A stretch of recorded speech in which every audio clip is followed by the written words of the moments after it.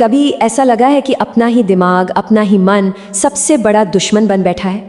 भगवत गीता का 6वां अध्याय ध्यान योग वो हमें सिखाता है कि इसी मन को अपना सबसे अच्छा दोस्त कैसे बनाया जाए।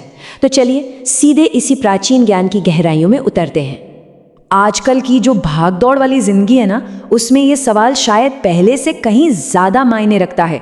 हमारा दिमाग देखिए लगातार इन्फॉर्मेशन, स्ट्रेस, एक्सपेक्टेशंस के बोझ तले दबा हुआ है। तो सवाल ये है कि ये हमें आगे ले जा रहा है या फिर पीछे खींच रहा है।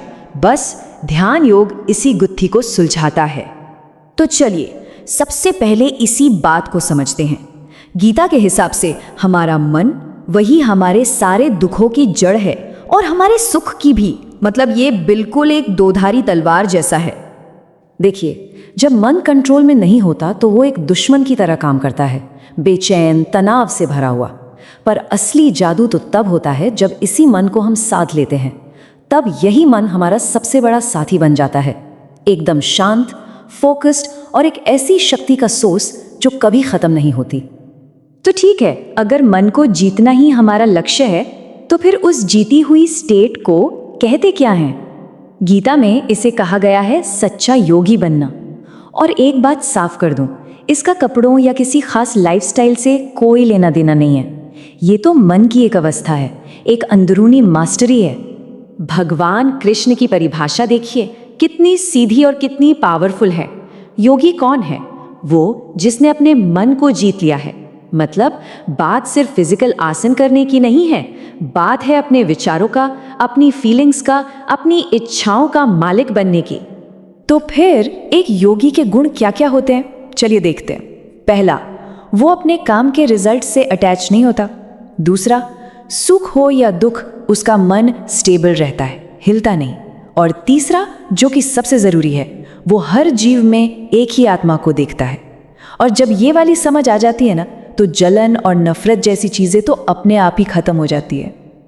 अच्छा, तो अब तक हमने बात की क्या करना है, अब आते हैं कैसे पर। देखिए, कृष्ण सिर्फ मंजिल नहीं बताते, बल्कि वहां तक पहुंचने का पूरा रास्ता, मतलब ध्यान की पूरी टेक्निक भी सिखाते हैं। उन्होंने 3 बहुत बेसिक चीजें बताई हैं। पहली, एक साफ और शांत जगह। दूसरी, बैठने का एक स्थिर आसन जिसमें पीठ सीधी हो।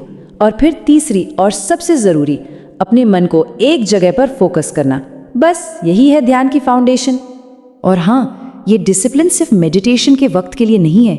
कृष्ण कहते हैं कि एक योगी की जिंदगी में ना हर चीज बैलेंस्ड होती है। खाना पीना, सोना जागना, काम करना, सब कुछ मॉडरेशन में। सोचिए, आज की हमारी ऑलवेज ऑन वाली दुनिया में जहां हर चीज एक्सट्रीम पर होती है, यह सीख कितनी ज्यादा जरूरी है। चलिए अब आते हैं मेडिटेशन की सबसे बड़ी चैलेंज पर, ये भटकता हुआ मन। हम सब ने महसूस किया है ना, बैठते हैं ध्यान करने और दिमाग कहीं और ही पहुंच जाता है। अच्छी बात यह है कि कृष्ण इसका भी एक 2 पार्ट सोल्यूशन देते हैं। देखिए, अर्जुन भी बिल्कुल हमारी तरह ही सवाल पूछते हैं।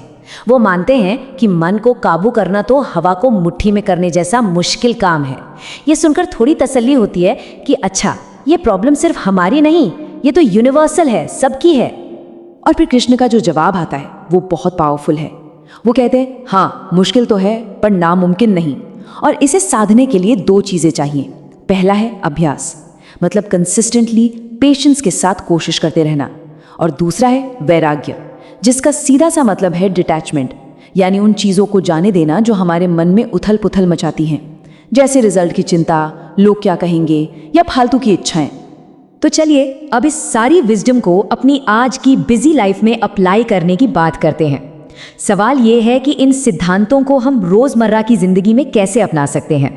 यहाँ 5 बहुत ही प्रैक्टिकल स्टेप्स हैं। पहला, रोज बस 10 मिनट फोन को दूर रखकर शांति से बैठें और सिर्फ अपनी सांसों पर ध्यान दें।